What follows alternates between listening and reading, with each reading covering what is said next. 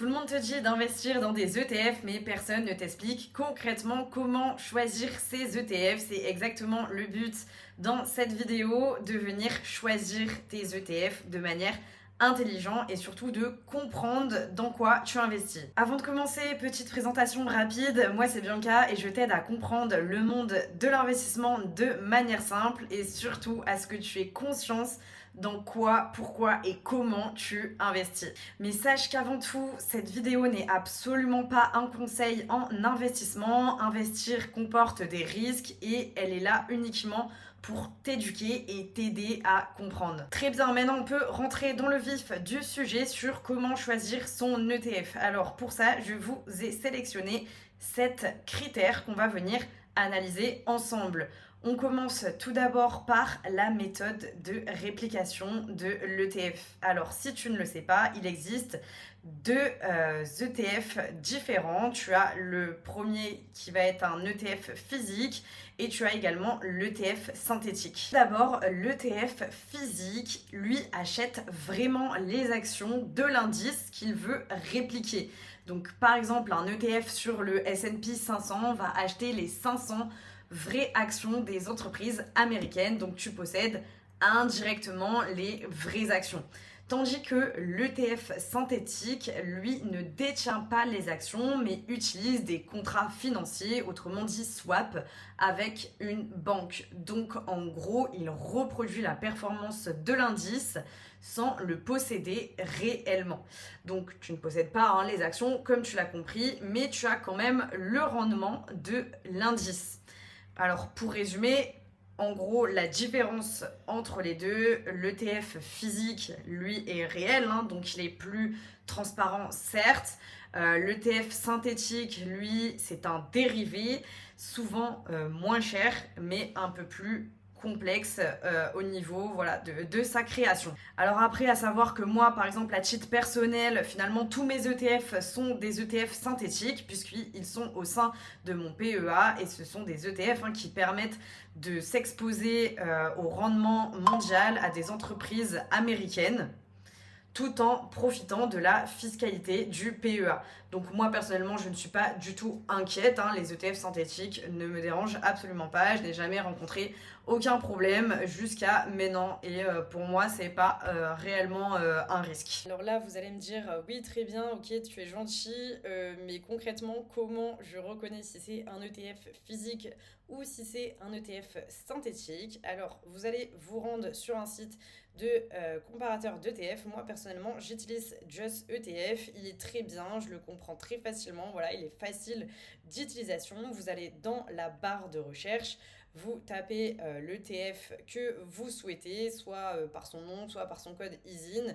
Donc là, j'ai pris comme exemple le S&P 500 de chez BlackRock. D'arriver sur cette page-ci, et déjà ici, vous avez toutes les informations principales. Et pour le premier critère, on va regarder la réplication. Donc ici, on voit physical, donc qui veut dire physique. Donc voilà, tout simplement, la réplication sera indiquée juste ici. Le deuxième critère qu'on va venir analyser, bien sûr, ce sont les frais, toujours les frais, critère essentiel bien sûr de l'analyse. Alors ce sont les frais que le gestionnaire de l'ETF prélève chaque année pour gérer le fonds. Donc typiquement ça peut être Amundi, BlackRock et j'en passe. Par exemple, si un ETF affiche 0,20% de frais de gestion et que toi tu as investi 1000 euros, et tu payeras 2 euros de frais par an. Alors par contre attention, ces frais c'est pas quelque chose que tu vas payer, tu vas pas recevoir une facture à la fin de l'année en mode ok payez-moi 2 euros, pas du tout, c'est des frais qui sont en fait automatiquement prélevés dans ton ETF. Donc en fait, tu ne les vois pas, ils sont directement prélevés depuis la performance de ton ETF. Alors ce sont des frais qui paraissent petits, mais sur le long terme, ils peuvent venir grignoter tes rendements. Donc deux ETF qui suivent le même indice peuvent donner des performances très différentes à cause des frais. Alors attention, là je suis pas en train de dire qu'il faut prendre toujours l'ETF qui a le moins de frais, pas du tout, on le voit là, voilà, on a 7 critères à analyser, mais c'est quand même un critère qui est important et qu'il faut venir regarder bien sûr. Et c'est vrai qu'un ETF qui a des frais au-delà de 0,6%, ça commence à faire un peu cher pour un ETF. Moi personnellement, dans mon PEA, l'ETF qui a les frais le plus cher, effectivement on est sur du 0,6 mais pas au-delà. Donc si vous tombez sur un ETF, vous avez par exemple 1,2% de frais, là posez-vous quand même 3 fois la question avant de l'acheter. Du coup pareil, comment je vais venir vérifier les frais d'un ETF? On retourne sur notre site magique Just ETF.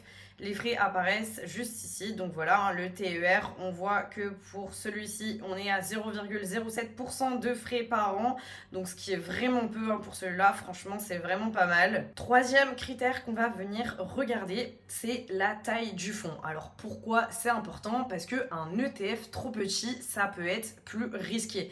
En effet, il peut manquer de liquidité, avoir des écarts de prix plus élevés, et parfois il peut même être fermé par le fournisseur si personne n'investit dedans, ça peut arriver. Par contre, à l'inverse, un ETF avec beaucoup d'encours est souvent plus stable et plus liquide, donc plus facile à acheter, à vendre sans perdre d'argent aussi bien sûr dans le spread. Alors personnellement, je préfère viser des ETF qui ont au moins quelques centaines de millions d'encours, histoire d'être tranquille. Ici, je vous ai mis minimum conseillé entre 100 et 200 millions. C'est vrai que moi, quand je vois un ETF qui a moins de 100 millions d'encours, j'y vais pas. Après, ça, c'est personnel, mais moi, j'y ne vais pas. Alors, comment maintenant on vient le repérer? Toujours sur Just ETF. On descend un peu sur la page et on va venir voir, voilà, juste ici, fund size. On voit que celui-là, voilà, parfait, il a plus de 100 millions d'encours, donc on peut y aller. Notre quatrième critère, c'est le tracking error. Alors là, on se concentre, ça va être un petit peu technique, mais ça va aller. Toujours, je le fais de manière simple. Alors le tracking error, c'est quoi? En gros, un ETF est censé copier exactement la performance de son indice. On est d'accord? On va reprendre directement par exemple le S&P 500. Voilà, on est d'accord que cet ETF là d'iShares, il est censé répliquer l'indice du S&P 500. Le tracking error, c'est quoi? C'est l'écart entre la performance réelle de l'ETF, donc par exemple celui-ci, voilà, celui d'iShares, et celle de l'indice qu'il suit, donc du S&P 500. Donc au plus cet écart est faible, au mieux c'est, parce que ça veut dire que l'ETF fait bien le job. Et si au contraire le tracking error est élevé, il s'éloigne trop de l'indice, et là tu pourrais gagner moins que prévu, même si le marché monte. Donc l'idée ici, c'est vraiment de viser un tracking error le plus bas possible. Alors tracking error idéal, moi je vous ai mis inférieur à 0,5. Pareil, comment on va venir le vérifier? Toujours sur Just ETF, on va venir télécharger en fait la fiche produit qui est juste ici, voilà, fact sheet en anglais. Une fois qu'on est dessus, on arrive ici, on descend et là vous avez les performances de l'ETF comparé à l'indice qu'il est censé suivre. Donc ici, on voit clairement que le tracking error est très faible. On voit que voilà, l'écart est totalement raisonnable puisque vous avez l'indice du S&P qui est en jaune et la performance de l'ETF qui est en vert. Donc on le voit, que ça soit ici sur le graphique, franchement on a l'impression que c'est la même ligne. Ou alors ici vous avez les chiffres exacts sur 1 mois, 3 mois, 6 mois, 1 an, 5 ans, et on voit bien qu'à chaque fois le tracking error est inférieur à 0,5, on est plus sur du 0,1. On enchaîne avec notre prochain critère qui est les dividendes. Alors c'est un critère qu'on oublie souvent, la gestion des dividendes dans un ETF, que certains ETF sont distributifs et d'autres sont capitalisants. En effet, certains ETF sont capitalisants et d'autres sont distributifs. Les ETF capitalisants, eux, réinvestissent automatiquement les dividendes dans l'ETF, donc ce qui fait grossir ton investissement sans que tu n'aies rien à faire. Par contre, les ETF distributifs, eux, te reversent des dividendes en cash sur ton compte, généralement tous les trimestres ou tous les ans. Alors ça, attention, puisque si vous avez un compte titre, si vous avez un ETF distribuant, vous allez devoir payer la flat tax automatiquement. Après, si c'est un ETF que vous avez sur votre PEA et qui est distribuant, c'est ok parce qu'il va quand même rester sur votre compte espèce. Donc soit vous allez pouvoir le réinvestir ou alors le garder dans votre compte espèce, même si vous n'avez pas encore les 5 ans pour la fiscalité, il y aurait pas trop d'intérêt. Sache que le choix dépend de ta stratégie. Si tu veux des revenus réguliers, le distributif est intéressant, mais si tu préfères grossir ton capital sur long terme, le capitalisant est souvent plus efficace grâce au principe des intérêts composés que tu connais bien sûr. Notre avant-dernier critère concerne la devise. En effet, la devise de ton ETF peut être cotée en euros ou en dollars. Alors, un ETF peut être coté en euros, mais investir dans des actions en dollars par exemple. Et dans ce cas, tu es exposé au risque de change. Alors, si l'euro monte par rapport au dollar, la valeur de ton ETF peut baisser, même si les actions américaines montent et inversement. Hein, c'est exactement là ce qui s'est passé durant les derniers mois. Par contre, certains ETF sont couverts contre le risque de change et on appelle ça en fait les ETF hedgés ou convertent en euros, donc ce qui supprime cet effet de devise. Par contre, ça coûte plus cher en frais.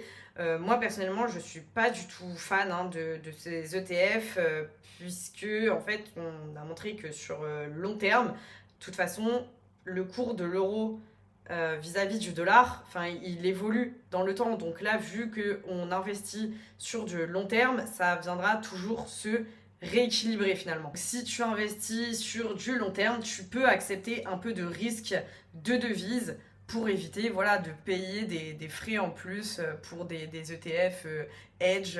Moi perso j'en ai pas du tout et vous savez mon avis là-dessus en tout cas. Enfin le dernier critère c'est l'enveloppe dans laquelle tu mets ton ETF parce que le même ETF peut être beaucoup plus ou moins taxé selon où tu le places. Si tu le mets par exemple sur un compte titre classique, à chaque dividende ou chaque plus-value, tu paieras de l'impôt.